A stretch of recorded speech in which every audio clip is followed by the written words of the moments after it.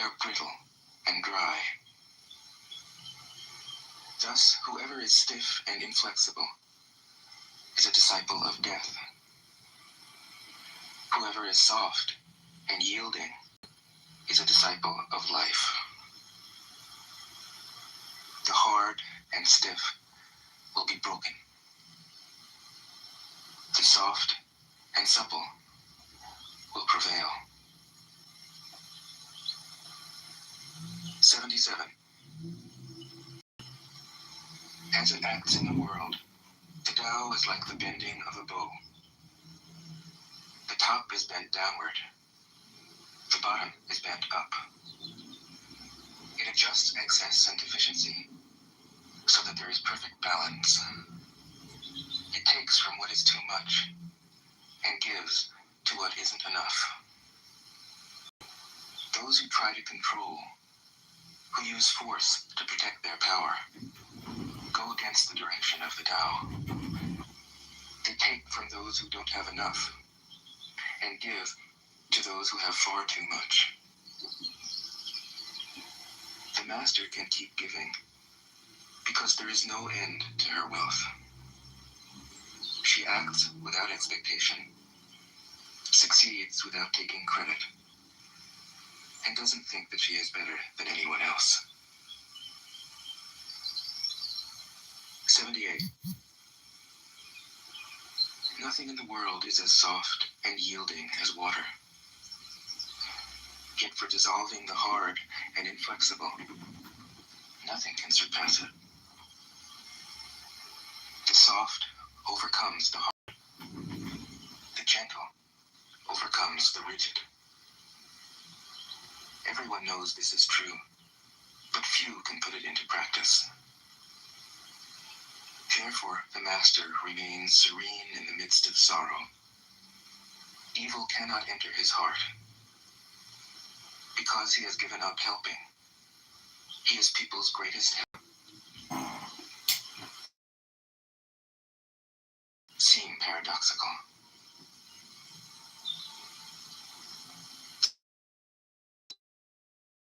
Failure is an opportunity. If you blame someone else, there is no end to the blame. Therefore, the master fulfills her own obligations and corrects her own mistakes. She does what she needs to do and demands nothing of others. 80. If a country is governed wisely, its inhabitants will be content. They enjoy the labor of their hands and don't waste time inventing labor-saving machines. Since they dearly love their homes, they aren't interested in travel. There may be a few wagons and boats, but these don't go anywhere. There may be an arsenal of weapons, but nobody ever uses them. People enjoy their food, take pleasure in being with their families, spend weekends working in their gardens, delight in the doings of the neighborhood. And even though the next country is so close that people can hear its roosters crowing and its dogs barking, they are content to die of old age without ever having gone to see it. 81. True words aren't eloquent. Eloquent words aren't true. Wise men don't need to prove their point. Men who need to prove their point aren't wise. The master has no possessions. The more he does for others, the happier he is. The more he gives to others, the wealthier he is. The Tao nourishes by not forcing. By not dominating, the master leads.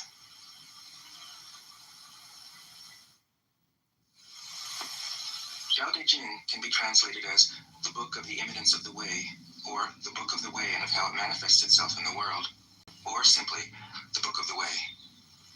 already well known by its Chinese title, I have let that stand. About Lao Tzu, its author, there's practically nothing to be said. He may have been an older contemporary of Confucius, 551 to 479 BCE. He may have held the position of archive keeper in one of the petty kingdoms of the time. But all the information that has come down to us is highly suspect. Even the meaning of his name is uncertain. The most likely interpretations, the Old Master, or more picturesquely, the Old Boy. Like an Iroquois woodsman, he left no traces. All he left us is his book, the classic manual on the art of living, written in a style of gem-like lucidity, radiant with humor and grace, and large-heartedness and deep wisdom, one of the wonders of the world. People usually think of Lao Tzu as a hermit, a dropout from society, dwelling serenely in some mountain hut, unvisited except perhaps by the occasional traveler arriving from a 60s joke to ask, what is the meaning of life? But it's clear from his teachings that he deeply cared about society, if society means the welfare of one's fellow human beings. His book is, among other things, a treatise on the art of government, whether of a country or of a child. The misperception may arise from his insistence on wei wu wei, literally, doing, not doing, which has been seen as passivity. Nothing could be further from the truth. A good athlete can enter a state of body awareness in which the right stroke or the right movement happens by itself, effortlessly, without any interference of the conscious will. This is a paradigm for non-action, the purest and most effective form of action. The game plays the game. The poem writes the poem. We can't tell the dancer from the dance. Less and less do you need to force things, until finally you arrive at non-action. When nothing is done, nothing is left undone. Nothing is done because the doer has wholeheartedly vanished into the deed. The fuel has been completely transformed into flame. This nothing is in fact everything. It happens when we trust the intelligence of the universe, in the same way that an athlete or a dancer trusts the superior intelligence of the body. Hence Lao Tzu's emphasis on softness. Softness means the opposite of rigidity, and is synonymous with suppleness, adaptability, endurance. Anyone who has seen a Tai Chi or Aikido master doing not doing will know how powerful this softness is. Lao Tzu's central figure is a man or woman whose life is in perfect harmony with the way things are. This is not an idea, it is a reality. I have seen it. The master has mastered nature, not in the sense of conquering it, but of becoming it. In surrendering to the Tao, in giving up all concepts, judgments, and desires, her mind has grown naturally compassionate. She finds, deep in her own experience, the central truths of the art of living, which are paradoxical only on the surface, that the more truly solitary we are, the more compassionate we can be. The more we let go of what we love, the more present our love becomes. The clearer our insight into what is beyond good and evil, the more we can embody the good. Until finally she is able to say, in all humility, I am the Tao, the truth, the life. The teaching of the Tao Te Ching is moral in the deepest sense. Unencumbered by any concept of sin, the master doesn't see evil as a force to resist, but simply as an opaqueness, a state of self-absorption, which is in disharmony with the universal process, so that, as with a dirty window, the light can't shine through. This freedom from moral categories allows him his great compassion for the wicked and the selfish. Thus the master is available to all people and doesn't reject anyone. He is ready to use all situations and doesn't waste anything. This is called embodying the light. What is a good man but a bad man's teacher? What is a bad man but a good man's job? If you don't understand this, you will get lost, however intelligent you are. It is the great secret. The listener will notice that in the many passages where Lao Tzu describes the master, I've used the pronoun she at least as often as he. The Chinese language doesn't make this kind of distinction. In English, we have to choose.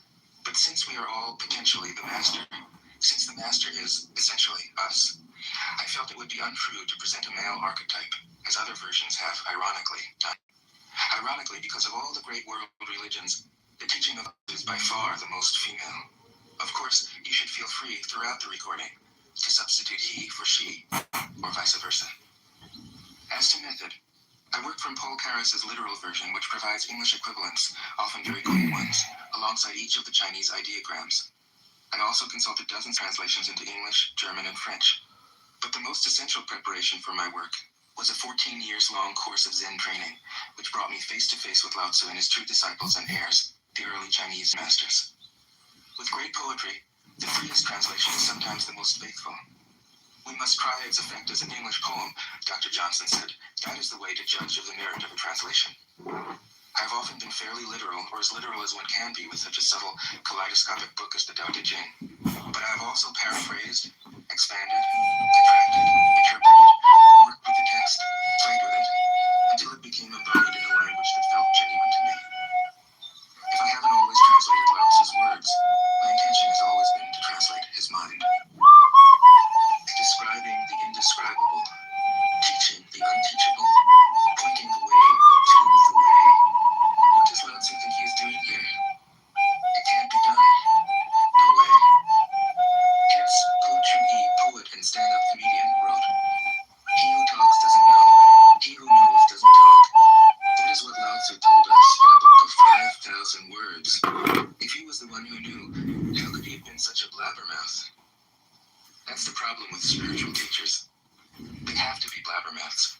But their words are, in a traditional Buddhist metaphor, fingers pointing at the moon. If you watch the finger, you can't see the moon. How meticulous the great masters had to be. A monk asked Lao Tzu, "Why do you teach mind as Buddha?" Lao Tzu said, "To stop a baby from crying." The monk said, "When the crying has stopped, what then?" Lao Tzu said, "Then I teach, not mind, not Buddha." The monk said, "How about someone who isn't attached to either?" Lao Tzu said, "I will tell him, not doings." The monk said, "And what if you met a man unattached to all things? What would you tell him?" Lao Tzu said, "I would just let him experience the great Tao." In fact, the truth is right before our eyes, right under our noses. So simple that every child understands it. And yet, as Bhante said, the farther you enter into it, the deeper it is. Where is the way to the way? What a question. Still, for complicated minds, drastic measures are needed. Lao Tzu's book was written as a response out of grandmotherly kindness. According to the oldest biography, Lao Tzu lived for a long time in the country of Chu, but seeing its decline, he departed. When he reached the frontier, the guard said, "Since you were going away, sir, could you write a book to teach me the art of living?" Thereupon, Lao Tzu wrote his book about the Tao and departed. This is legend, but it is an accurate description of the way in which true teaching happens. He who knows doesn't talk, but words are no hindrance for him. He uses them as he would use gardening tools. When someone asks, he answers. Tao Te Ching. 1. The Tao that can be told is not the eternal Tao. The name that can be named.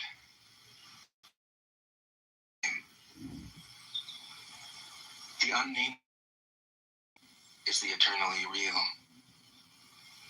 Naming is the origin of all particular things. Free from desire, you realize the mystery. Caught in desire, you see only the manifestations. Yet mystery and manifestations arise from the same source. This source is called darkness. Darkness within darkness. The gateway to all understanding. 2. When people see some things as beautiful, other things become ugly. When people see some things as good, other things become bad. Being and non-being create each other. Difficult and easy support each other. Long and short define each other. High and low depend on each other. Before and after follow each other. Therefore the master acts without doing anything, and teaches without saying anything. Things arise, and she lets them come. Things disappear, and she lets them go. She has but doesn't possess, acts but doesn't expect. When her work is done, she forgets it. That is why it lasts forever. 3. If you overesteem great men, people become powerless. If you overvalue possessions, people begin to steal.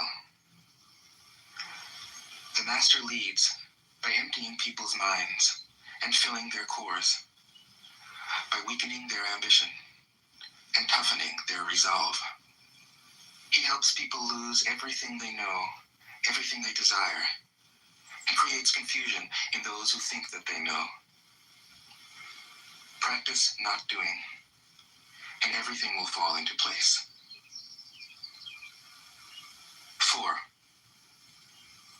The Tao is like a well, used but never used up.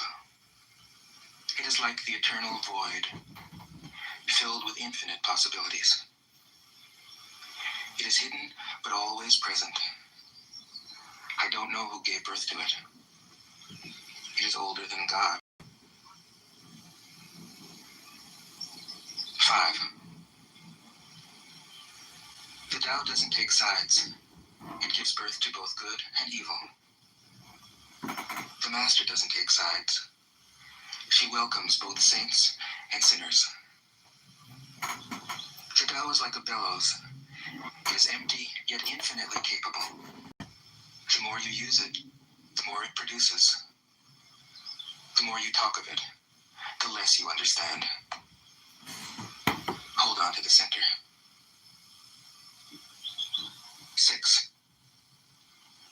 The Tao is called the Great Mother. Empty, yet inexhaustible. It gives birth to infinite worlds. It is always present within you. You can use it any way you want.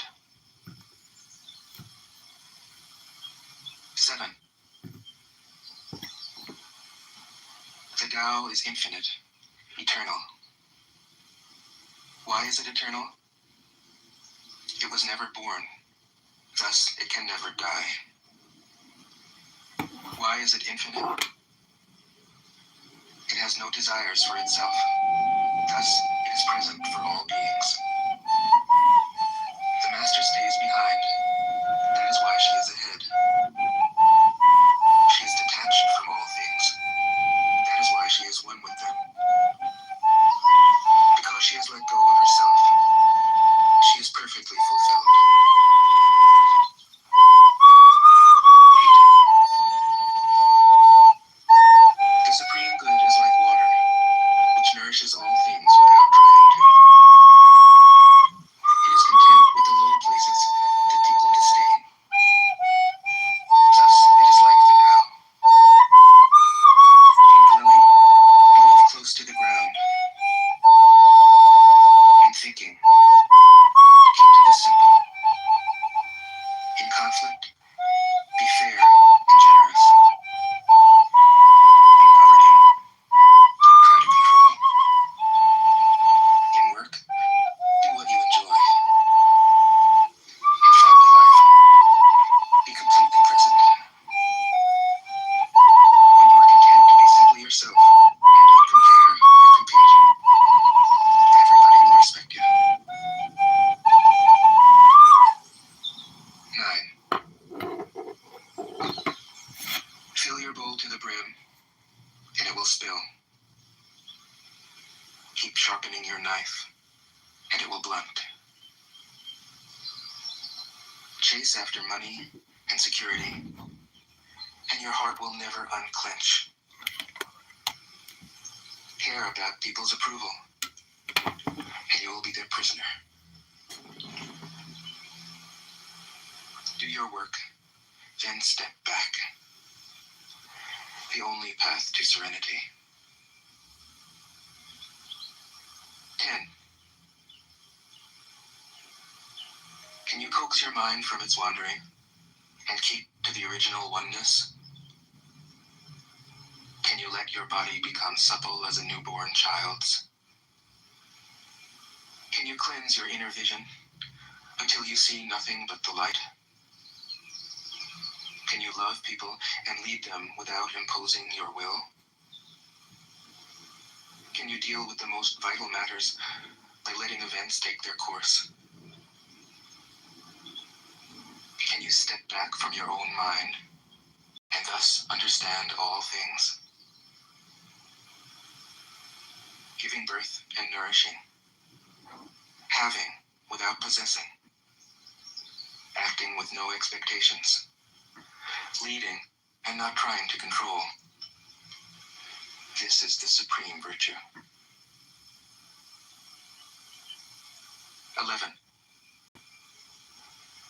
We join spokes together in a wheel, but it is the center hole that makes the wagon move. We shape clay into a pot, but it is the emptiness inside that holds whatever we want.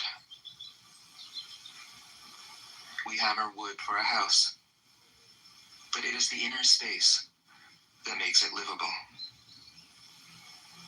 We work with being, but non-being is what we use.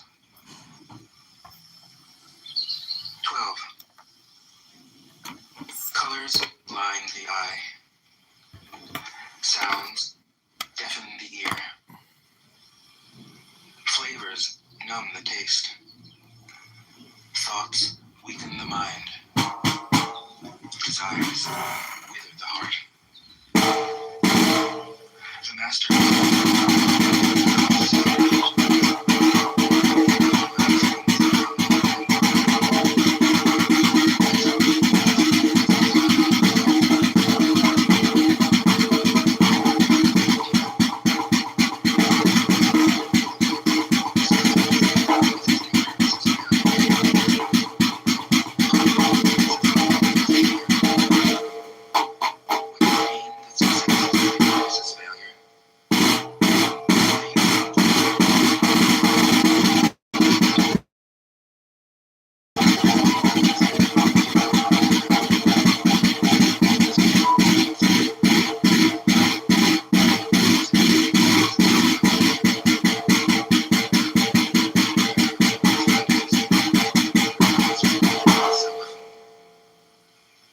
when we don't see the self as self, what do we have to fear?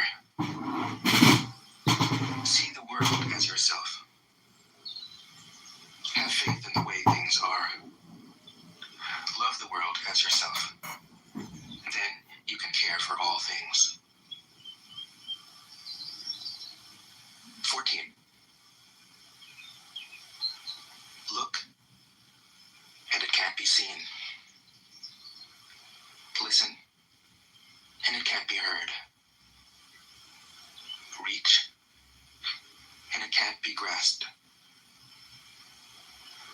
Above, it isn't bright. Below, it isn't dark. Seamless, unnameable, it returns to the realm of nothing. Form that includes all forms. Image without an image. Subtle, beyond all conception.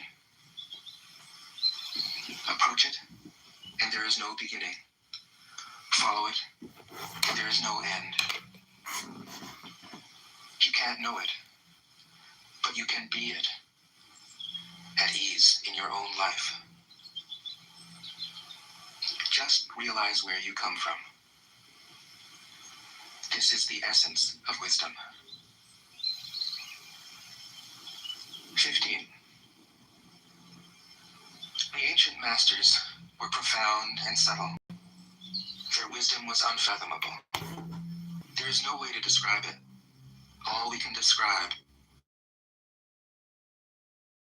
is careful as someone crossing an iced-over stream, alert as a warrior in enemy territory, courteous as a guest, fluid as melting ice, shapeable as a block of wood, receptive as a valley, clear as a glass of water. Do you have the patience to wait till your mud settles and the water is clear? Can you remain unmoving till the right action arises by itself? The master doesn't seek fulfillment. Not seeking, not expecting. She is present and can welcome all things. 16. Empty your mind of all thoughts. Let your heart be at peace. Watch the turmoil of beings, but contemplate their return. Each separate being in the universe returns to the common source. Returning to the source is serenity. If you don't realize the source, you stumble in confusion and sorrow. When you realize where you come from, you naturally become tolerant, disinterested, amused, kind-hearted as a grandmother, dignified as a king. Immersed in the wonder of the Tao, you can deal with whatever life brings you. And when death comes, you are ready. 17. When the master governs, the people are hardly aware he exists. Next best is a leader who is loved. Next, one who is feared. The worst is one who is despised. If you don't trust the people, you make them untrustworthy. The master doesn't talk, he acts. When his work is done, the people say, "Amazing, we did it, all by ourselves." 18. When the great Tao is forgotten, goodness and piety appear. When the body's intelligence declines, cleverness and knowledge step forth. When there is no peace in the family, filial piety begins. When the country falls into chaos, patriotism is born. 19. Throw away holiness and wisdom, and people will be 100 times happier. Throw away morality and justice, and people will do the right thing. Throw away industry and profit, and there won't be any thieves. If these three aren't enough, just stay at the center of the circle and let all things take their course. 20. Stop thinking and end your problems. What difference between yes and no? What difference between success and failure? Must you value what others value, avoid what others avoid? How ridiculous. Other people are excited, as though they were a parade. I alone don't care. I alone am expressionless, like an infant before it can smile. Other people have what they need. I alone possess nothing. I alone drift about, like someone without a home. I am like an idiot. My mind is so empty. Other people are bright. I alone am dark. Other people are sharp. I alone am dull. Other people have a purpose. I alone don't know. I drift like a wave on the ocean. I blow as aimless as the wind. I am different from ordinary people. I drink from the great mother's breasts. 21. The master keeps her mind always at one with the Tao. That is what gives her her radiance. The Tao is ungraspable. How can her mind be at one with it? Because she doesn't cling to ideas. The Tao is dark and unfathomable. How can it make her radiant? Because she lets it. Since before time and space were, the Tao is. It is beyond is and is not. How do I know this is true? I look inside myself and see. 22.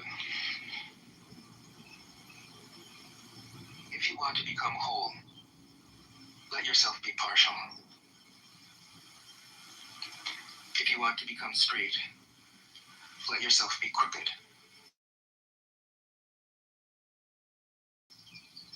Let yourself be empty.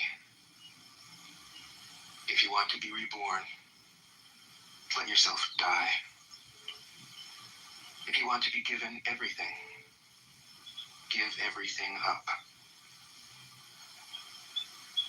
The Master, by residing in the Tao, sets an example for all beings.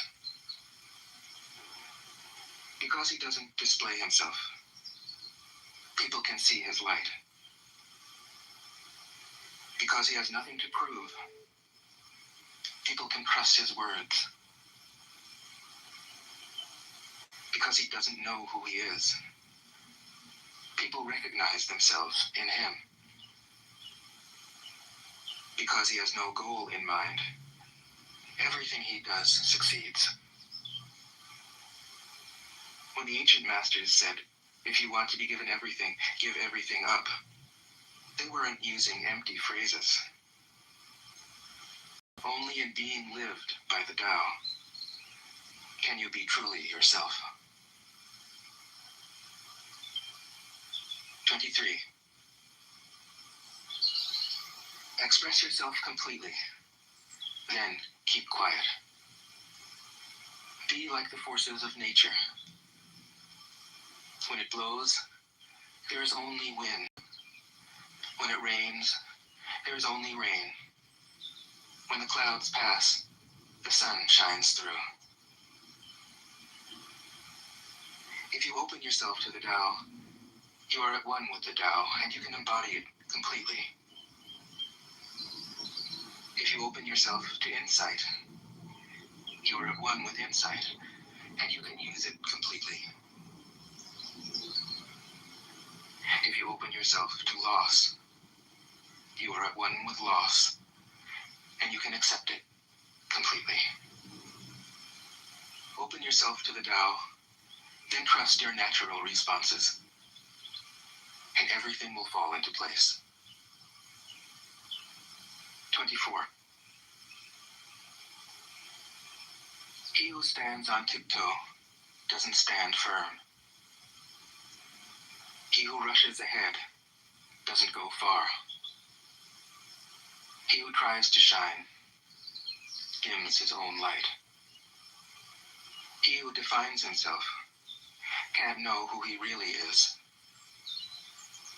He who has power over others can't empower himself. He who clings to his work will create nothing that endures.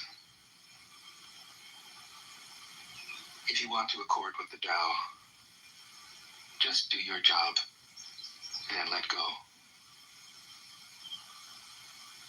25. There was something formless and perfect before.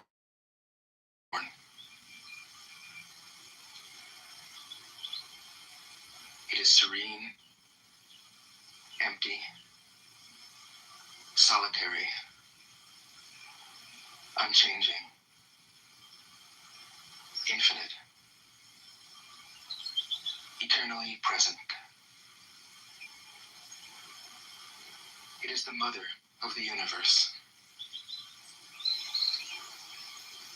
For lack of a better name, I call it the Tao. It flows through all things, inside and outside, and returns to the origin of all things. The Tao is great. The universe is great. Is great. Man is great. These are the four groups. Man follows the earth. Earth follows the universe. The universe follows the Tao. The Tao follows only itself. 26. The heavy is the root of the light. The unmoved is the source of all movement. Thus the master travels all day without leaving home. However splendid the views, she stays serenely in herself. Why should the lord of the country flit about like a fool? If you let yourself be blown to and fro, you lose touch with your root. If you let restlessness move you, you lose touch with who you are. 27. A good traveler has no fixed plans and is not intent upon arriving. A good artist lets his intuition lead him wherever it wants. A good scientist has freed himself of concepts and keeps his mind open to what is. Thus the master is available to all people and doesn't reject anyone. He is ready to use all situations and doesn't waste anything. This is called embodying the light. What is a good man but a bad man's teacher? What is a bad man but a good man's job? If you don't understand this, you will get lost, however intelligent you are. It is the great secret. 28. Know the male, yet keep to the female. Receive the world in your arms. If you receive the world, the Tao will never leave you, and you will be like a little child. Know the white, yet keep to the black. Be a pattern for the world. If you are a pattern for the world, the Tao will be strong inside you, and there will be nothing you can't do. Know the personal, yet keep to the impersonal. Accept the world as it is. If you accept the world, the Tao will be luminous inside you, and you will return to your primal self. The world is formed from the void, like utensils from a block of wood. The master knows the utensils, yet keeps to the block. Thus she can use all things.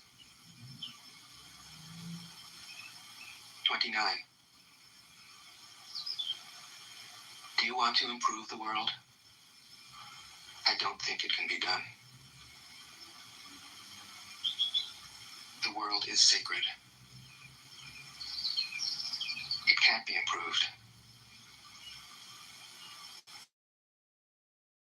You'll ruin it. If you treat it like an object, you'll lose it. There is a time for being ahead, a time for being behind, a time for being in motion, a time for being at rest, a time for being vigorous, a time for being exhausted, a time for being safe, a time for being in danger. The Master sees things as they are, without trying to control them. She lets them go their own way, and resides at the center of the soul. 30.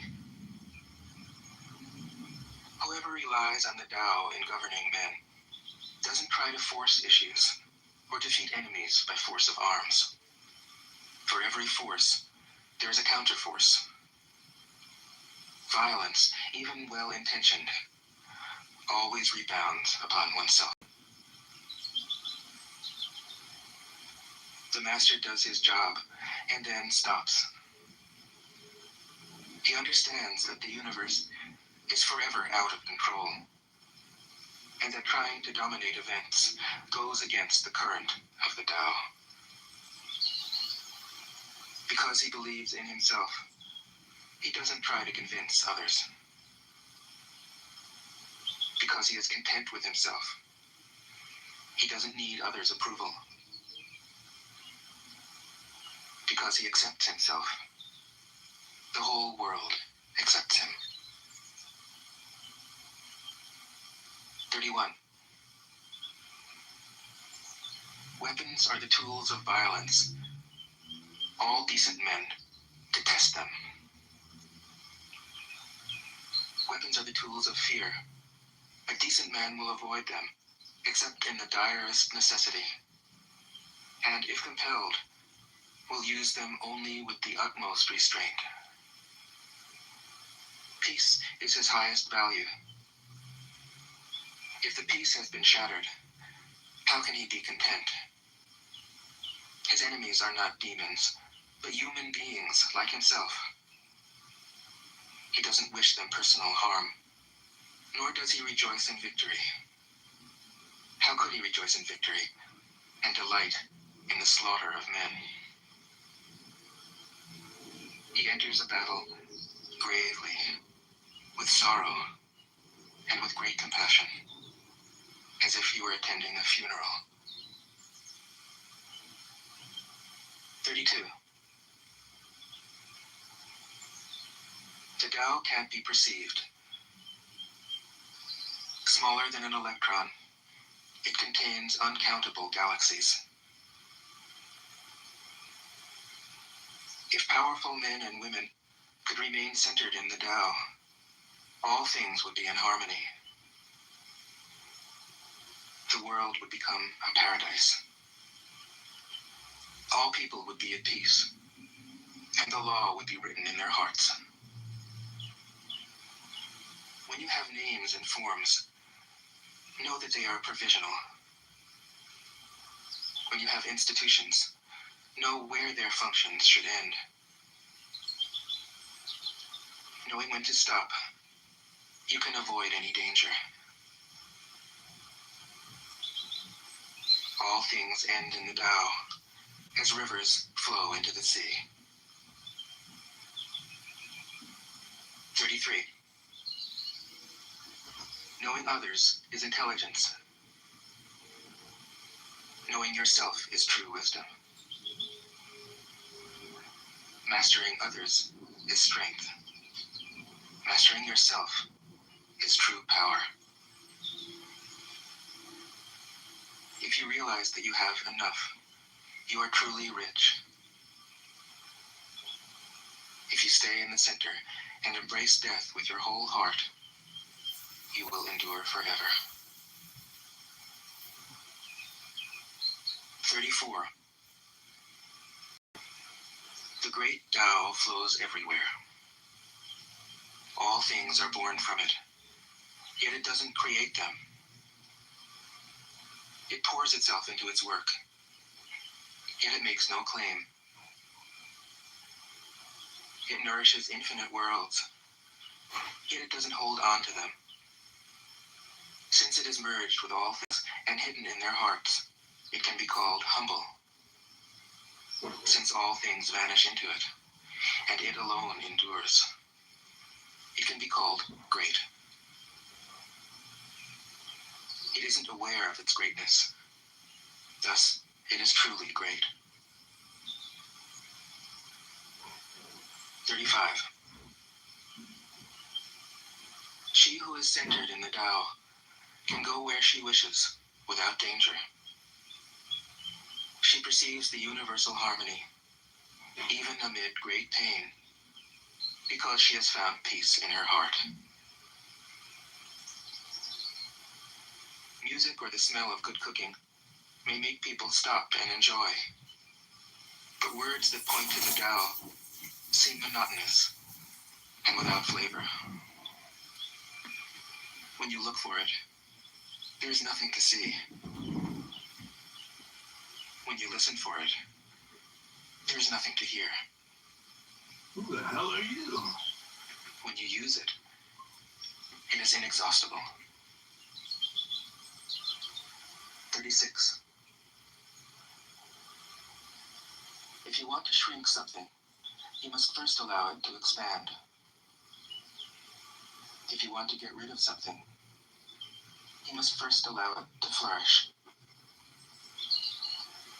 If you want to take something, you must first allow it to be given. This is called the subtle perception of the way things are. The soft overcomes the hard. The slow overcomes the fast. Let your workings remain a mystery.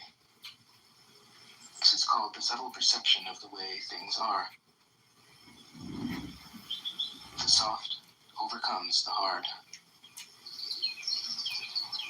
The slow overcomes the fast. Let your workings remain a mystery. Just show people the results. 37. The Tao never does anything. Are done. If powerful men and women could center themselves in it, the whole world would be transformed by itself in its natural rhythms. People would be content with their simple, everyday lives, in harmony and free of desire. When there is no desire, all things are at peace. 38. The master doesn't try to be powerful. Thus, he is truly powerful. The ordinary man keeps reaching for power. Thus, he never has enough. The master does nothing, yet he leaves nothing undone. The ordinary man is always doing things, yet many more are left to be done. The kind man does something, yet something remains undone. The just man does something, and leaves many things to be done. The moral man does something, and when no one responds, he rolls up his sleeves and uses force. When the Tao is lost, there is goodness. When goodness is lost, there is morality. When morality is lost, there is ritual. Ritual is the husk of true faith, the beginning of chaos.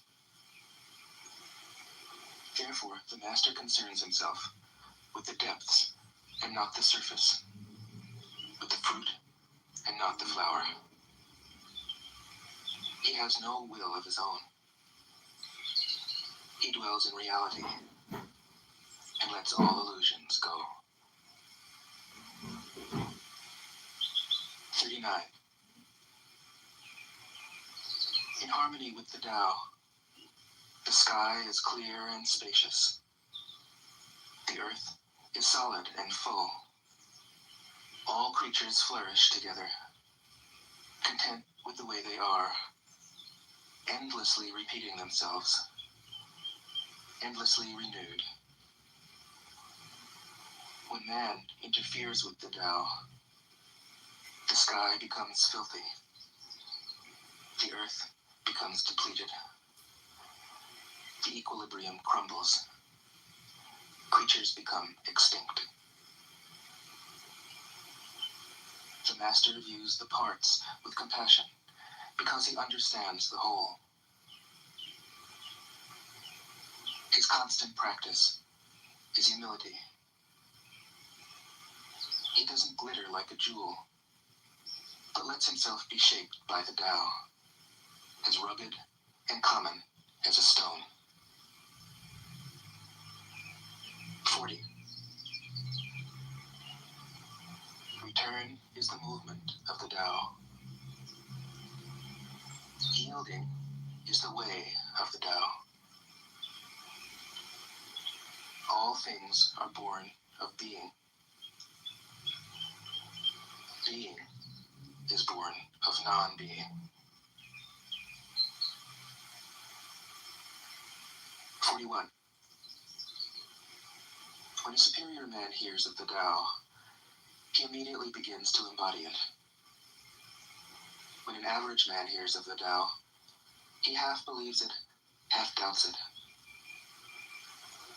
When a foolish man hears of the Tao, he laughs out loud. If he didn't laugh, it wouldn't be the Tao. Thus it is said, the path into the light seems dark. The path forward seems to go back. The direct path seems long.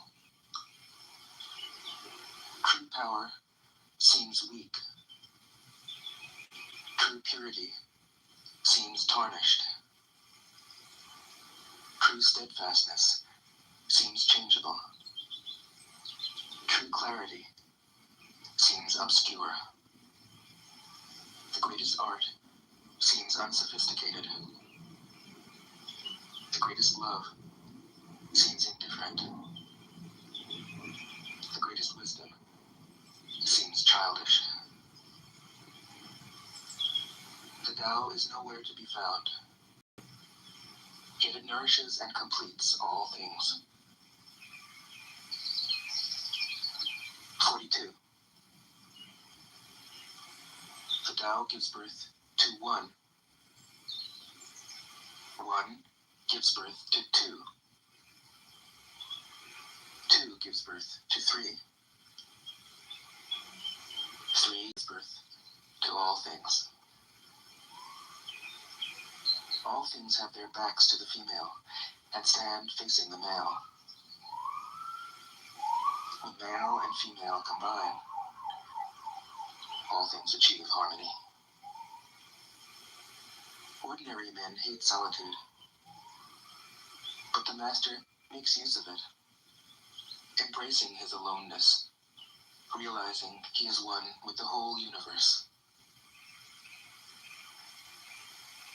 43. The gentlest thing in the world overcomes the hardest thing in the world. That which has no substance enters where there is no space. This shows the value of non-action. Teaching without words, performing without actions. That is the master's way. 44. Fame or integrity, which is more important? Money or happiness, which is more valuable? Success or failure, which is more destructive? If you look to others for fulfillment, you will never truly be fulfilled. If your happiness depends on money, you will never be happy with yourself. Be content with what you have. Rejoice in the way things are. When you realize there is nothing lacking, The whole world belongs to you. 45. True perfection seems imperfect, yet it is perfectly itself. True fullness seems empty, yet it is fully present. True straightness seems crooked. True wisdom seems foolish. True art seems artless. The Master allows things to happen. She shapes events as they come. She steps out of the way and lets the Tao speak for itself. 46. When a country is in harmony with the Tao, the factories make trucks and tractors. When a country goes counter to the Tao, warheads are stockpiled outside the cities. There is no greater illusion than fear, no greater wrong than preparing to defend yourself, no greater misfortune than having an enemy. Whoever can see through all fear will always be safe.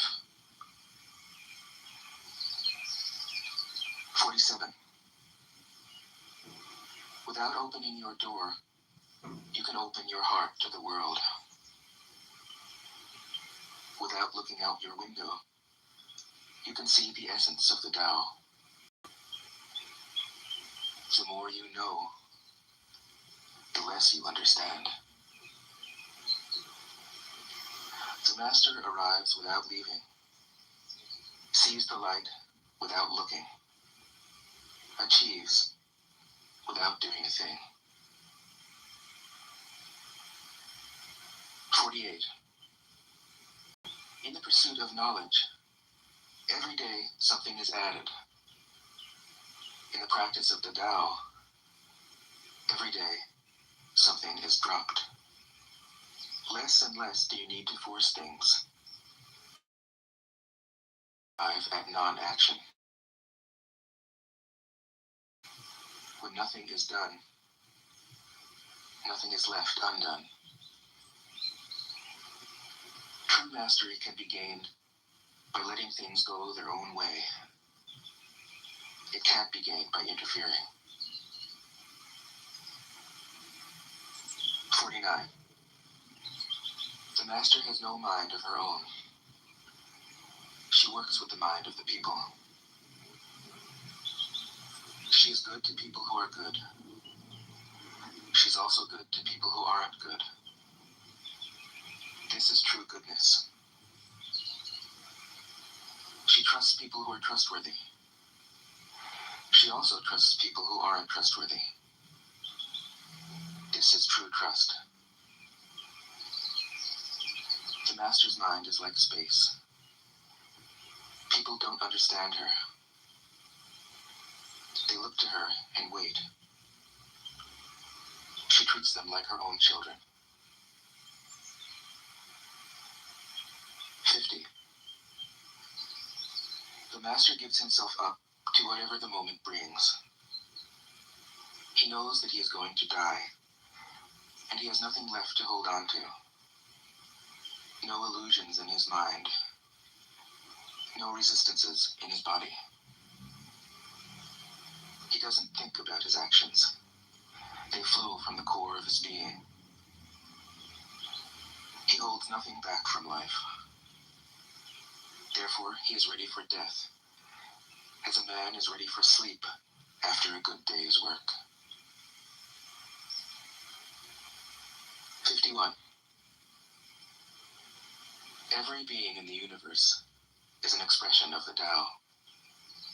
It springs into existence, unconscious, perfect, free, takes on a physical body, lets circumstances complete it. That is why every being spontaneously honors the Tao. The Tao gives birth to all beings, nourishes them, maintains them, cares for them, comforts them, protects them, takes them back to itself, creating without possessing, acting without expecting, guiding without interfering. That is why love of the Tao is in the very nature of things. 52. In the beginning was the Tao.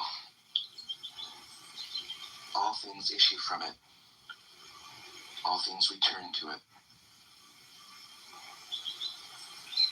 To find the origin, trace back the manifestations. When you recognize children and find the mother, you will be free of sorrow.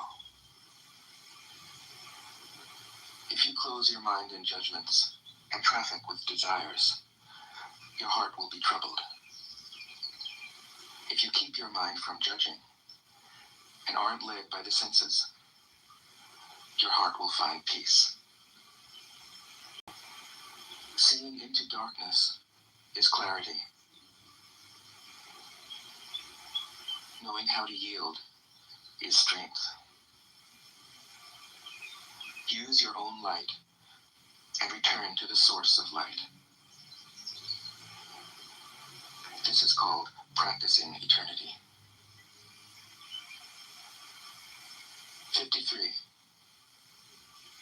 The great way is easy, yet people prefer the side paths. Be aware with balance. Stay centered within the Tao. When rich speculators prosper, while farmers lose their land, when government officials spend money on weapons instead of cures, when the upper class is extravagant and irresponsible, while the poor have nowhere to turn, all this is robbery and chaos. It is not in keeping with the Tao. 54. Whoever is planted in the Tao will not be rooted up. Whoever embraces the Tao will not slip away. Her name will be held in honor from generation to generation. Let the Tao be present in your life, and you will become genuine. Let it be present in your family, and your family will flourish. Let it be present in your country, and your country will be an example to all countries in the world. Let it be present in the universe, and the universe will sing. How do I know this is true? By looking inside myself. 55. He who is in harmony with the Tao is like a newborn child. Its bones are soft, its muscles are weak, but its grip is powerful. It doesn't know about the union of male and female, yet its penis can stand erect.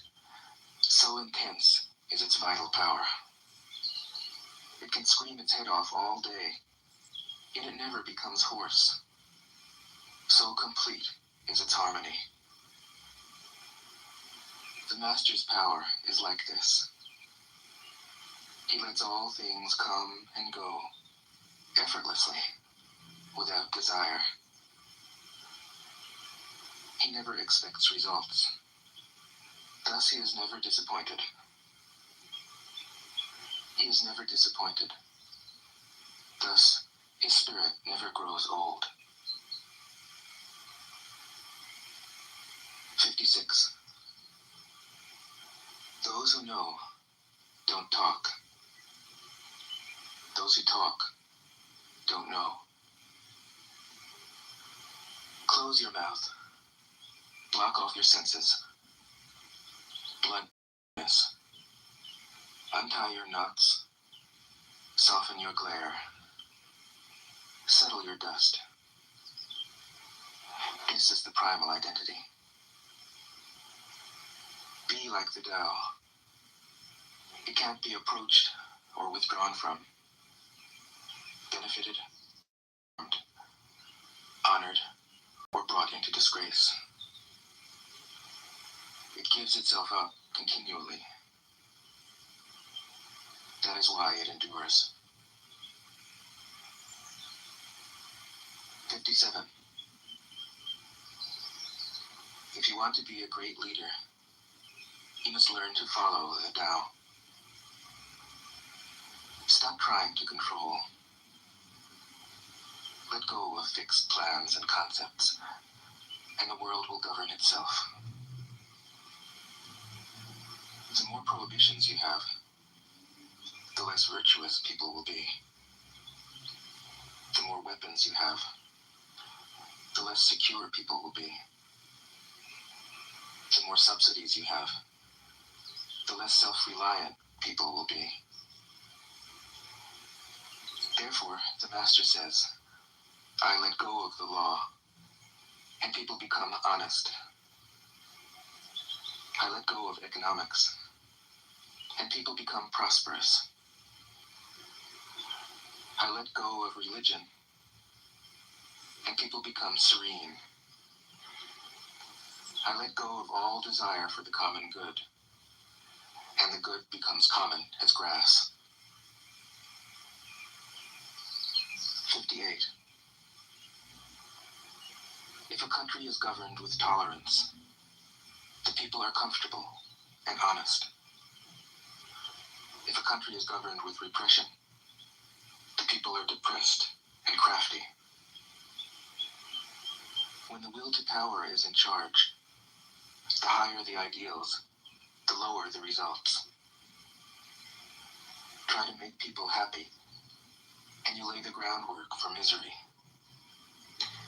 Try to make people moral, and you lay the groundwork for vice. Thus the Master is content to serve as an example, and not to impose her will. She is pointed, but doesn't pierce. Straightforward, but supple. Radiant, but easy on the eyes. 59. For governing a country well, there is nothing better than moderation. The mark of a moderate man is freedom from his own ideas. Tolerant like the sky, all-pervading like sunlight, firm like a mountain, supple like a tree in the wind. He has no destination in view, and makes use of anything life happens to bring his way. Nothing is impossible for him. Because he has let go, he can care for the people's welfare, as a mother cares for her child. 60. Governing a large country is like frying a small fish. You spoil it with too much poking. Center your country in the Tao, and evil will have no power. It isn't there, but you'll be able to step out of its way. Give evil nothing to oppose, and it will disappear by itself. 61. When a country obtains great power, it becomes like the sea. All streets run downward into it. The more powerful it grows, the greater the need for humility. Humility means trusting the Tao, thus never needing to be defensive. A great nation is like a great man. When he makes a mistake, he realizes it. Having realized it, he admits it. Having admitted it, he corrects it. He considers those who point out his faults as his most benevolent teachers. He thinks of his enemy as the shadow that he himself casts. If a nation is centered in the Tao, if it nourishes its own people and doesn't meddle in the affairs of others, it will be a light to all nations in the world. 62. The Tao is the center of the universe, the good man's treasure, the bad man's refuge. Honors can be bought with fine words. Respect can be won with good deeds. But the Tao is beyond all value, and no one can achieve it. Thus, when a new leader is chosen, don't offer to help him with your wealth or your expertise. Offer instead to teach him about the Tao. Why did the ancient masters esteem the Tao? Because, being one with the Tao, when you seek, you find.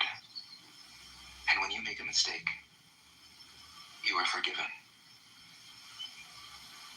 That is why everybody loves it. 63.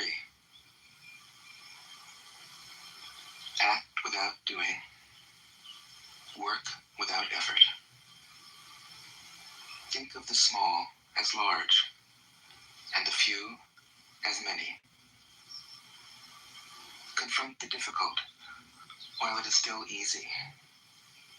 Accomplish a great task by a series of small acts. The master never reaches for the great. Thus she achieves greatness. When she runs into a difficulty, she stops and gives herself to it. She doesn't cling to her own comfort. Thus, problems are no problem for her. 64. What is rooted is easy to nourish. What is recent is easy to correct. What is brittle is easy to break. What is small is easy to scatter. Prevent trouble before it arises.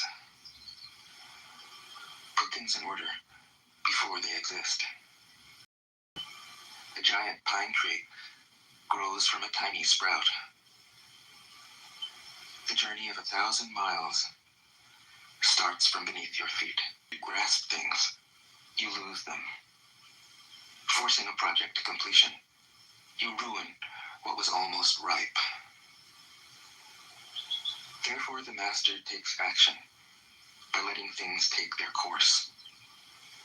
He remains as calm at the end as at the beginning. He has nothing, thus has nothing to lose. What he desires is non-desire. What he learns is to unlearn. He simply reminds people of who they have always been. He cares about nothing but the Tao. Thus, he can care for all things. 65. The ancient masters didn't try to educate the people, but kindly taught them to not know. When they think that they know the answers, people are difficult to guide. When they know that they don't know, people can find their own way. If you want to learn how to govern, avoid being clever or rich. The simplest pattern is the clearest. Content with an ordinary life, you can show all people the way back to their own true nature.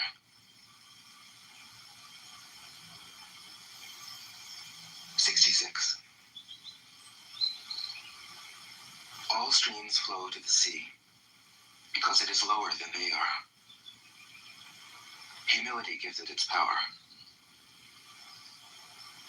If you want to govern the people, You must place yourself below them. If you want to lead the people, you must learn how to follow them.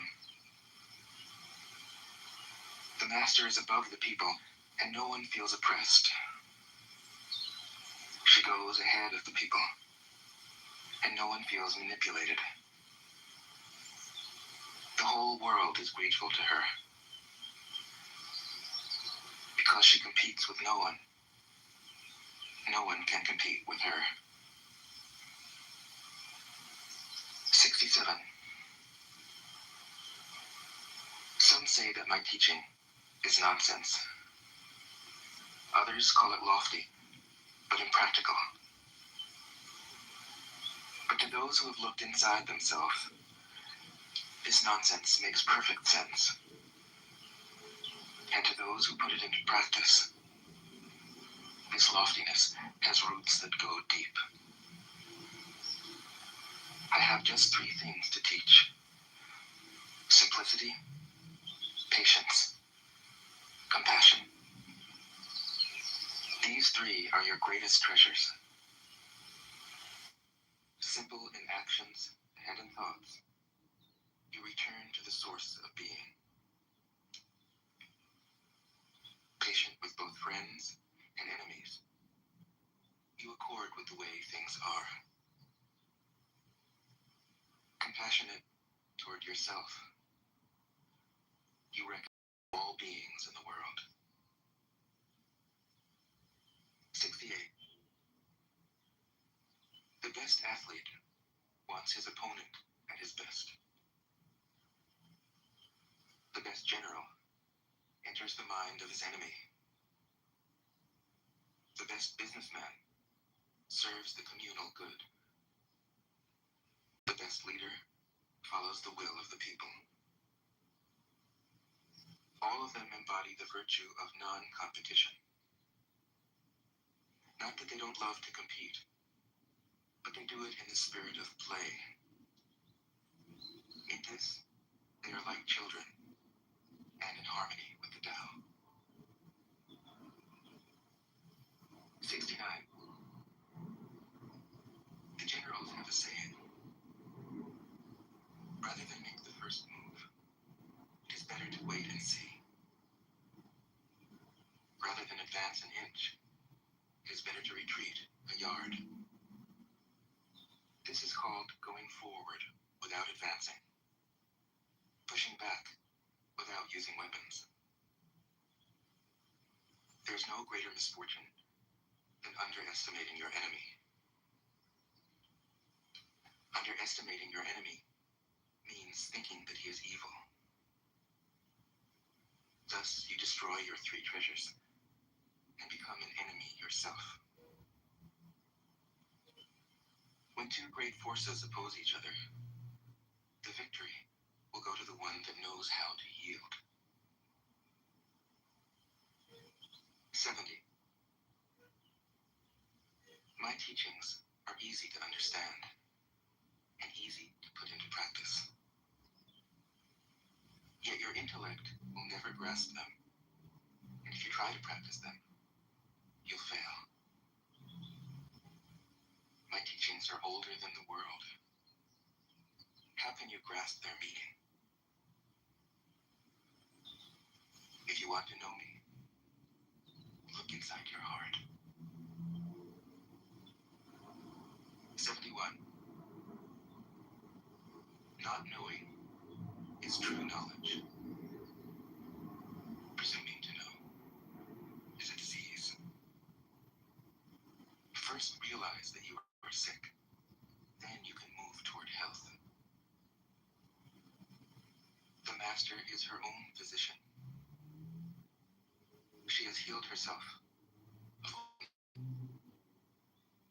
Thus, she is truly whole.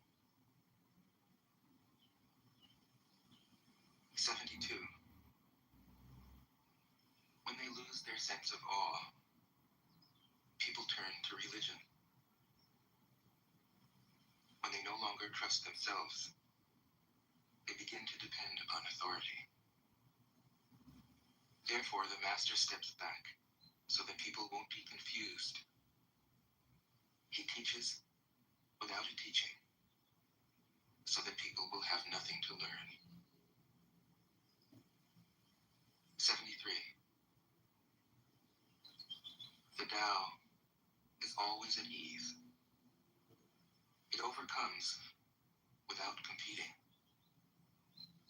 answers without speaking a word, arrives without being summoned, accomplishes without a plan. Its net covers the whole universe, and though its are wide, it doesn't let a thing slip through. 74. If you realize that all things change, there's nothing you will try to hold on to. If you aren't afraid of dying, there's nothing you can't achieve. Trying to control the future is like trying to take the master carpenter's place. When you handle the master carpenter's tools, chances are that you'll cut your hand. 75. When taxes are too high, people go hungry. When the government is too intrusive, people lose their spirit. Act for the people's benefit. Trust them. Leave them alone. 76. Men are born soft and supple. Dead, they are stiff and hard. Plants are born tender and pliant. Dead, they are brittle and dry. Thus, whoever is stiff and inflexible is a disciple of death. Whoever is soft and yielding is a disciple of life. The hard and stiff will be broken. The soft and supple will prevail. 77. As it acts in the world, the Tao is like the bending of a bow. The top is bent downward. The bottom is bent up. It adjusts excess and deficiency so that there is perfect balance. It takes from what is too much and gives to what isn't enough. Those who try to control, who use force to protect their power, go against the direction of the Tao. They take from those who don't have enough and give to those who have far too much. The master can keep giving because there is no end to her wealth. She acts without expectation, succeeds without taking credit, and doesn't think that she is better than anyone else. 78. Nothing in the world is as soft and yielding as water. Yet for dissolving the hard and inflexible, nothing can surpass it. The soft overcomes the hard. The gentle overcomes the rigid. Everyone knows this is true, but few can put it into practice. Therefore, the master remains serene in the midst of sorrow. Evil cannot enter his heart. Because he has given up helping, he is people's greatest help. True words seem paradoxical. 79. Failure is an opportunity. If you blame someone else, there's no end to the blame. Therefore, the master fulfills her own obligations and corrects her own mistakes. She does what she needs to do and demands nothing of others.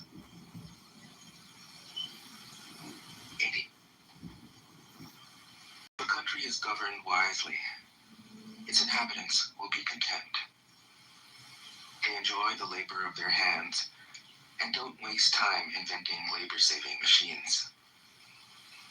Since they dearly love their homes, they aren't interested in travel. There may be a few wagons and boats, but these don't go anywhere. There may be an arsenal of weapons, but nobody ever uses them. People enjoy their food, take pleasure in being with their families, spend weekends working in their gardens, delight in the doings of the neighborhood. And even though the next country is so close that people can hear its roosters crowing and its dogs barking, they are content to die of old age without ever having gone to see it. 81. True words aren't eloquent. Eloquent words aren't true. Wise men don't need to prove their point. Men who need to prove their point aren't wise. The master has no possessions. The more he does for others, the happier he is. The more he gives to others, the wealthier he is. The Tao nourishes by not forcing, by not dominating. The master leads.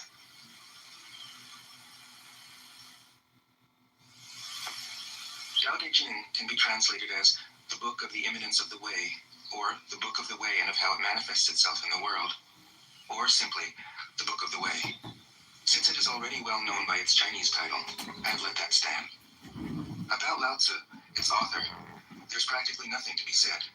He may have been an older contemporary of Confucius, 551 to 479 BCE. He may have held the position of archive keeper in one of the petty kingdoms of the time. But all the information that has come down to us is highly suspect. The meaning of his name is uncertain. Interpretations. The old master, more picturesquely, the old boy. Like an Iroquois woodsman, he left no traces. All he left us is his book, the classic manual on the art of living, written in a style of gem-like lucidity, radiant with humor and grace, and large-heartedness and deep wisdom, one of the wonders of the world. People usually think of Lao Tzu as a hermit, a dropout from society, dwelling serenely in some mountain hut, unvisited except perhaps by the occasional traveler arriving from a 60s joke to ask, what is the meaning of life? But it's clear from his teachings that he deeply cared about society, if society means the welfare of one's fellow human beings. His book is, among other things, a treatise on the art of government, whether of a Cree or of a child. The misperception may arise from his insistence on wei wu wei, literally, doing, not doing, which has been seen as passivity. Nothing could be further from the truth. A good athlete can enter a state of body awareness in which the right stroke or the right movement happens by itself, effortlessly, without any interference of the conscious will. Paradigm for non-action, the purest and most effective form of action. The game plays the game. The poem writes the poem. We can't tell the dancer from the dance. Less and less do you need to force things, until finally you arrive at non-action. When nothing is done, nothing is left undone. Nothing is done because the doer has wholeheartedly vanished into the fuel has been completely transformed into flame. This nothing is in fact everything. It happens when we trust the intelligence of the universe, in the same way that an athlete or a dancer trusts the superior intelligence of the body. Hence Lao Tzu's emphasis on softness. Softness means the opposite of rigidity, and is synonymous with suppleness, adaptability, endurance. Anyone who has seen a Tai Chi or Aikido master doing not doing will know how powerful this softness is. Lao Tzu's central figure is a man or woman whose life is in perfect harmony with the way things are. This is not an idea, it is a reality. I have seen it. The master has mastered nature, not in the sense of conquering it, but of becoming it. In surrendering to the Tao, in giving up all concepts, judgments, and desires, her mind has grown naturally compassionate. She finds, deep in her own experience, the central truths of the art of living, which are paradoxical only on the surface, that the more truly solitary we are, the more compassionate we can be. The more we let go of what we love, the more present our love becomes. The clearer our insight into what is beyond good and evil, the more we can embody the good. Until finally she is able to say, in all humility, I am the Tao, the truth, the life. The teaching of the Tao Te Ching is moral in the deepest sense, unencumbered by any concept of sin, the force to resist, simply as an opaqueness, a state of self-absorption, which is in disharmony with the universal process, so that, as with a dirty window, the light can't shine through. This freedom from moral categories allows him his great compassion for the wicked and the selfish. Thus, the Master is available to all people and doesn't reject anyone. He is ready to use all situations and doesn't waste anything. This is called embodying the light. What is a good man but a bad man's teacher? What is a bad man but a good man's job? If you don't understand this, you will get lost, however intelligent you are. It is the great secret. The listener will notice that in the many passages where Lao Tzu describes the Master, I've used the pronoun she at least as often as he. The Chinese language doesn't make this kind of distinction. In English, we have to choose. But since we are all potentially the Master, since the Master is essentially us, I felt it would be untrue to present a male archetype, as other versions have ironically done. Ironically, because of all the great world religions, the teaching of Lao Tzu is by far the most female. Of course, you should feel free throughout the recording to substitute he for she, or vice versa. As to method, I worked from Paul Carus's literal version, which provides English equivalents, often very quaint ones, alongside each of the Chinese ideograms. I also consulted dozens of translations into English, German, and French. But the most essential preparation for my work was a 14 years long course of Zen training, which brought me face to face with Lao Tzu and his true disciples and heirs, the early Chinese Zen masters. With great poetry, the freest translation is sometimes the most faithful. We must try its effect as an English poem, Dr. Johnson said. That is the way to judge of the merit of a translation. I have often been fairly literal, or as literal as one can be with such a subtle, kaleidoscopic book as the Tao Te Ching. But I have also paraphrased, expanded, contracted, interpreted, worked with the text, played with it, until it became embodied in a language that felt genuine to me. If I haven't always translated Lao Tzu's words, my intention has always been to translate his mind. Describing the indescribable, teaching the unteachable, pointing the way to the way. What does Lao Tzu think he is doing here? It can't be done. No way. Hence, Po Chu-yi, poet and stand-up comedian, wrote, "He who talks doesn't know, he who knows doesn't talk." That is what Lao Tzu told us in a book of 5,000 words. If he was the one who knew, how could he have been such a blabbermouth? That's the problem with spiritual teachers. They have to be blabbermouths. But their words are, in the traditional Buddhist metaphor, fingers pointing at the moon. If you watch the finger, you can't see the moon. How meticulous the great masters had to be. A monk asked Matsu, "Why do you teach mind is Buddha?" Matsu said, "To stop a baby from crying." The monk said, "When the crying has stopped, what then?" Matsu said, "Then I teach, not mind, not Buddha." The monk said, "How about someone who isn't attached to either?" Matsu said, "I would tell him, not beings." The monk said, "And what if you met a man unattached to all things? What would you tell him?" Matsu said, "I would just let him experience the great Tao." In fact, the truth is right before our eyes, right under our noses. So simple that every child understands it. And yet, as Bankei said, the farther you enter into it, the deeper it is. Where is the way to the way? What a question. Still, for complicated minds, drastic measures are needed. Lao Tzu's book was written as a response, out of grandmotherly kindness. According to the oldest biography, Lao Tzu lived for a long time in the country of Chu, but seeing its decline, he departed. When he reached the frontier, the guard said, "Since you are going away, sir, could you write a book to teach me the art of living?" Thereupon, Lao Tzu wrote his book about the Tao and departed. This is legend, but it is an accurate description of the way in which true teaching happens. He who knows doesn't talk, but words are no hindrance for him. He uses them as he would use gardening tools. When someone asks, I don't know exactly wait. Tao Te Ching.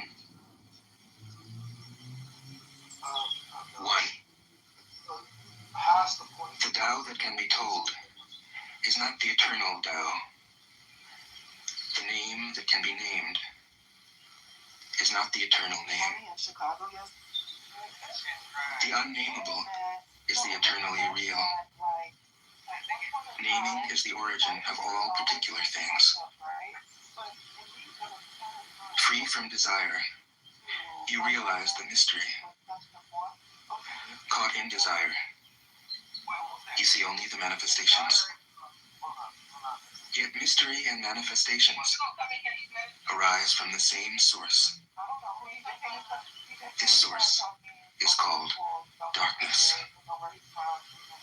Darkness within darkness. The gateway to all understanding. I've seen 2. God heal like Muslims and When people see some things as beautiful, different other things become ugly. right? When people see some things as good, other things become bad. Being and non-being create each other. Difficult and easy support each other. Long and short define each other. High and low depend on each other. Before and after follow each other. Therefore the master acts without doing anything and teaches without saying anything.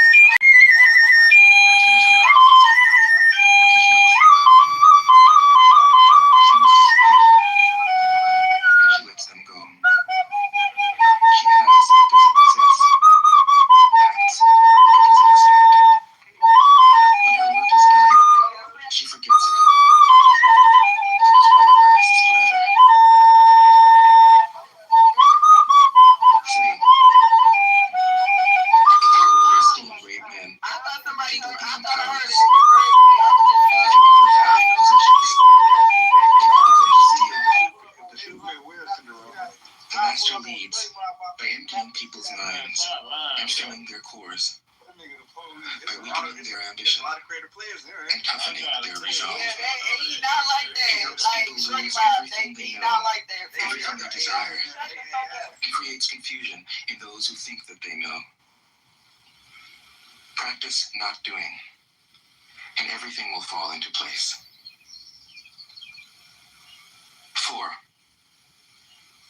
The Tao is like a well, used but never used up. It is like the eternal void, filled with infinite possibilities. It is hidden but always present. I don't know who gave birth to it. It is older than God. 5. Okay, I don't want to participate in your filthy game of insults, but what I feel is that I am more than willing to live in the somewhere, but with the for us, with the worst currency in the world, I don't have the option to leave Iran. I understand countries don't have an option to leave a house if the weather is good, there is a free food, they can go. I understand cockroaches, but if I see cockroaches, I'll smash them. So hi, go like come out during dark time, like at 8 p.m. when it's dark, it's not clear that we can find them. Like you need a cockroach light. But be careful, if I see you, I will smash you. That's I need to keep my house clean, my kids clean, they can grow up without disease. I need that. You understand my limitation? I understand your limitation. And they can leave. I cannot live happily with People are ready. fight.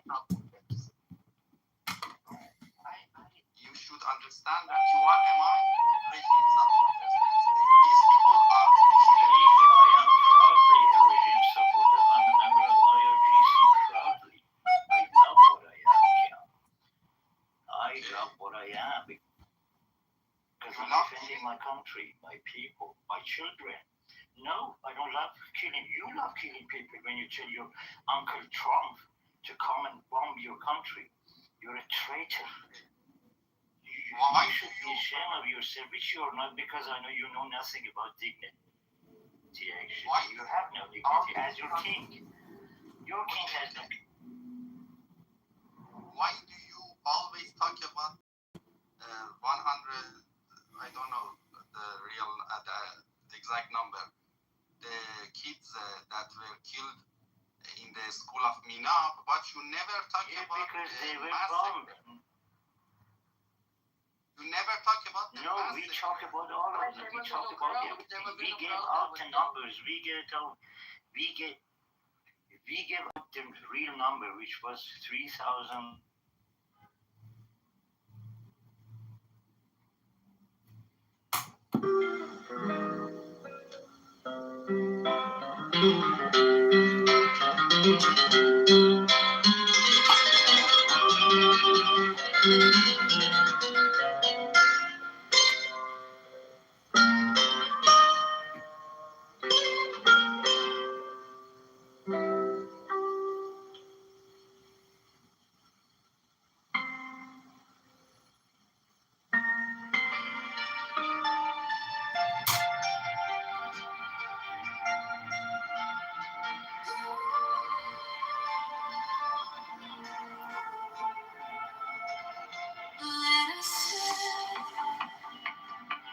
Let us breathe, free as air. No hate, no chains, no despair. Among the shadows, we shine so bright. We carry peace into the night. Happily there, we'll rise again. No hatred, no pain, no regret. Happily there, let the light begin.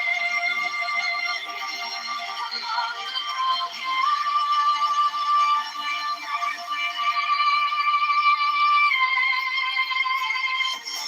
let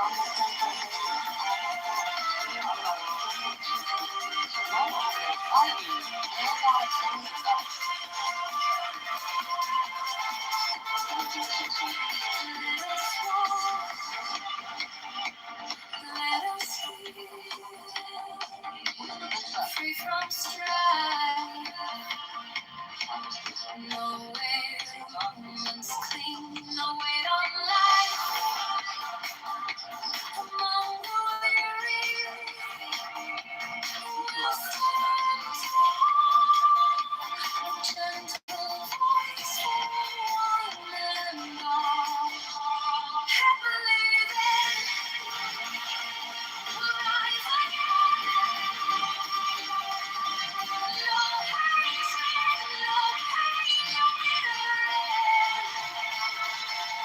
Happily then, let the light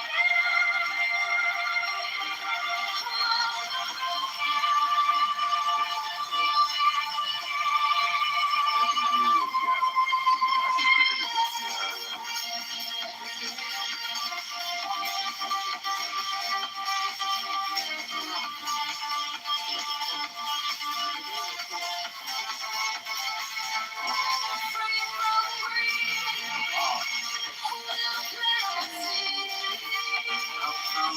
Among the hungry, we'll meet the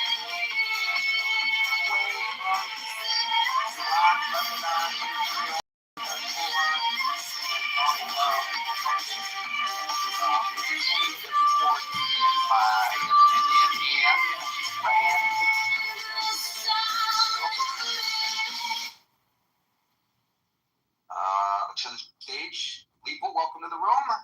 Hey, Gary. Alex, what's up, buddy? Good Shabbos. Good to see you. Ian, welcome to the room.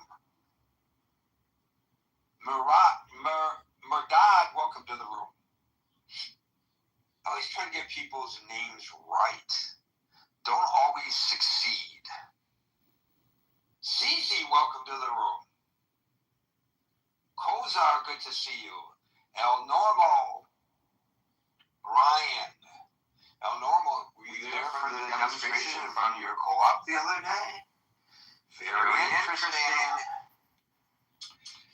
Everybody, welcome to the Thinking Forum. As you know, I always open a couple of minutes early so we can get settled in, say howdy to one another, get prepared for the room rules, which I think some people find to be the most enjoyable part of our gathering. And then at the top of the hour, my opening salvo, and then your opportunity to speak on the topic du jour. So welcome to the Critical Thinking Forum. We're less than a minute away from those aforementioned room rules. Brian, welcome to the room. The chat above has been really singing along today with a lot of differing points of view, and that's what it's there for. So feel free to join in. It's on Facebook Messenger. It's there 24 hours a day, 7 days a week. And my Facebook site has really been flying lately. Wow. Just off the charts. Here's an interesting little sidelight to all of that. As a journalist, you're always sensitive to criticism that you're being biased. And as people who know me know, especially in my professional setting, I try to be as objective as possible and show all points of view. Do you know that I come under criticism for doing that? How dare you repeat what the without saying that he's lying? I'm not kidding you. It's like, wait a minute. If I said that the president, what he says is great, or if I said that what the president says is BS, then I'd be opening myself up to criticism that I'm... Hi, kick me! Some people don't want you to opinionate. Marshall, kick me!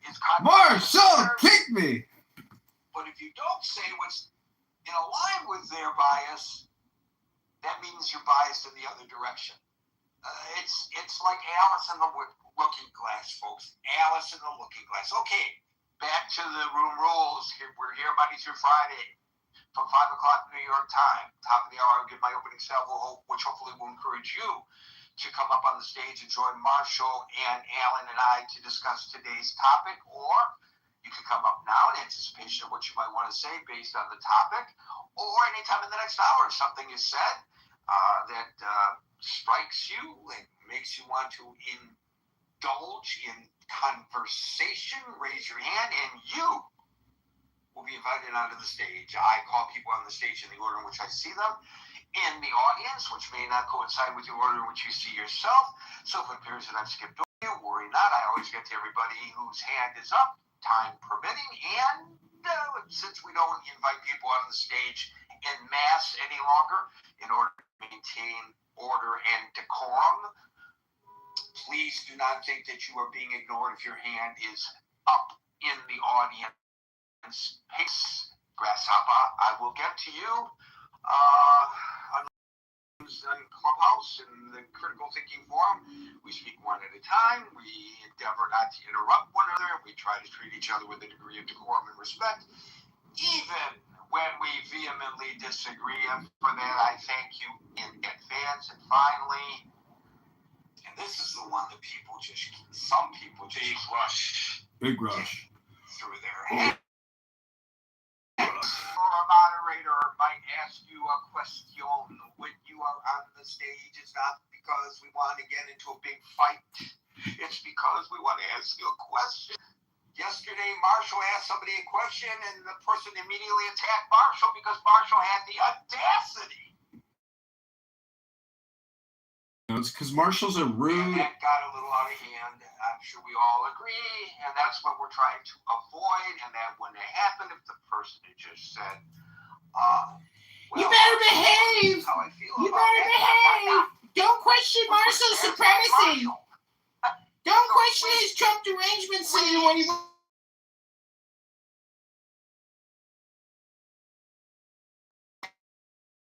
The other Larry Monsef, the maestro, Echo, Mary Lou, William, we have a small room today. Don, welcome. And Cat, welcome to the room. Well, when we have welcome to the stage, Cat, when we have a small.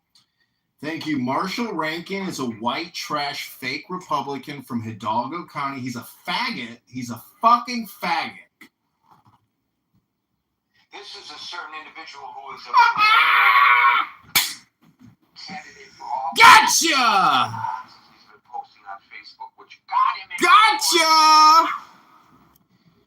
We're now at the top of the hour. Welcome to the Critical Thinking. Marshall Rankin is a faggot. New York Times. Today's topic is, will Pulte's intel cuts be political in nature? And I know this isn't a big... What he said it about Marshall Rankin. Everybody wants to talk about it and so forth. But it is an extremely important story, and I believe that Gotcha, my Marshall. responsibility is to not just... Oh, he's saying inappropriate things. It's not nice. Talk about issues that deserve our thinking, and so we can learn from one another. Issue. A lot of people don't even know who Pulte is. A lot of people don't even know who you are, Gary. And they don't know Marshall Rankin, but they should. Because you guys are so important. And I know this is going to be remedial for a lot of folks, but It's going to be remedial. Just a warning. It could be remedial. And the headline is, Pulte seeks major cuts in first day as intel chief. The sub-headline, the new acting DNI told staff at the Office of the Director of National Intelligence late Thursday that he wants a list of about 300 employees to fire in the coming weeks. Great news. Well, that's a great way of walking into the office, sir. That puts people at ease. Anyway, to the story. Donald Trump's new acting Director of National Intelligence is ordering cuts on his very first day on the job as he moves aggressively to carry out the president's mandate to shrink the country's national intelligence apparatus.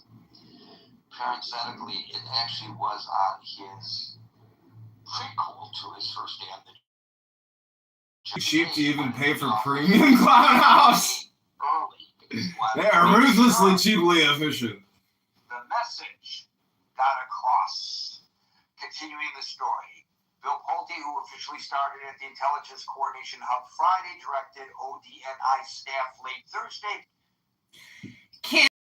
I'm streaming the room again. I'm reporting him to YouTube, but YouTube isn't taking down his live stream. They censor him. We can't let John Kitover get any power in government. No way! Report him to YouTube. He's abusive. He said the word faggot. But YouTube, I'm simply talking about a bundle of sticks. Useless sticks that you might find on the ground or put by a tree when people are cleaning up. Those are faggots. Useless sticks. Not LGBTQ derogatory terminology. No, it's all about the context. Context.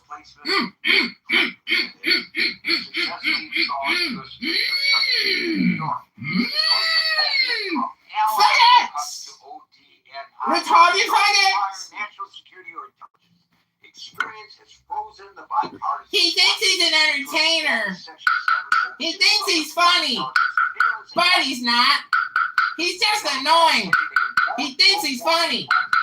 But he's not.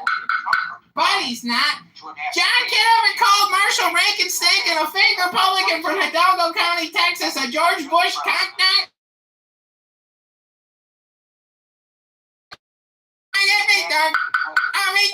Otherwise, why are you in this position? We all, in our lives in business, You can't say that. essentially ask us to. You're being abusive and violating terms of service. So why is there Your constitutional right to freedom of thought and speech means nothing.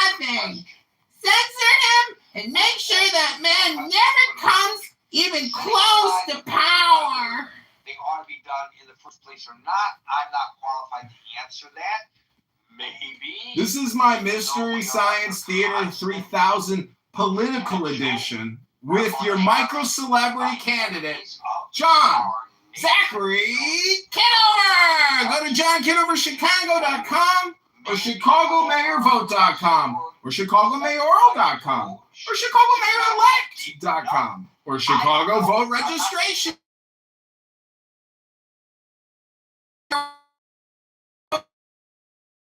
All the way to the mayoral office in Chicago, where we will liberate Chicago, which is $60 billion in debt. State of Illinois is $200 billion in debt.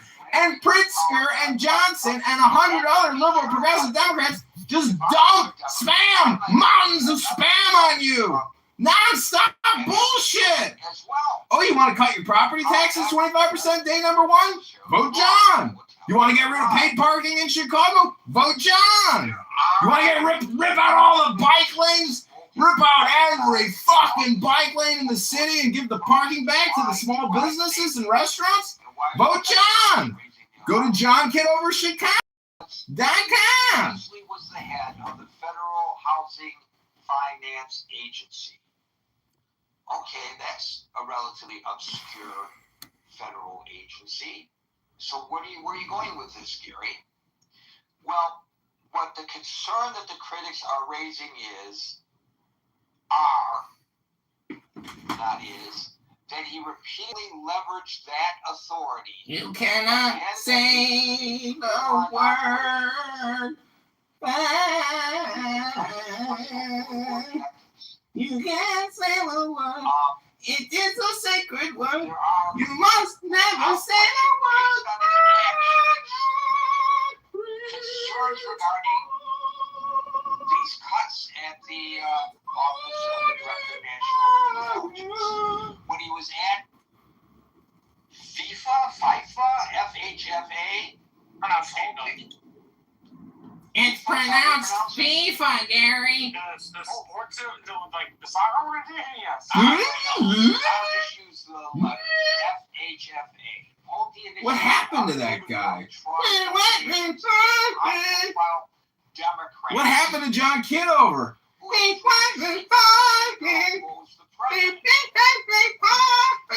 This is what he did. He submitted criminal referrals to the Justice Department targeting people like Letitia James, the New York Attorney General, Adam Schiff, the California Senator, and the former Congressman. Look, he's disgraced, gone, and everything like that. He was not really the epitome of what a member of Congress should be, but we're talking about whether these investigations that were launched against these individuals were legitimate or were they politically inspired. Fulton County District Attorney Fonnie Willis. So he has demonstrated a fidelity to this president and eagerness to use government agencies to pursue political retribution. So when he walked in last night and he said he's going to cut hundreds of jobs of people who would report directly to him as Director of National Intelligence, of course, and we're talking about national security professionals, because perhaps not because you're not doing their job well, not because they don't have their eyes on enemies of the United States, not because they're not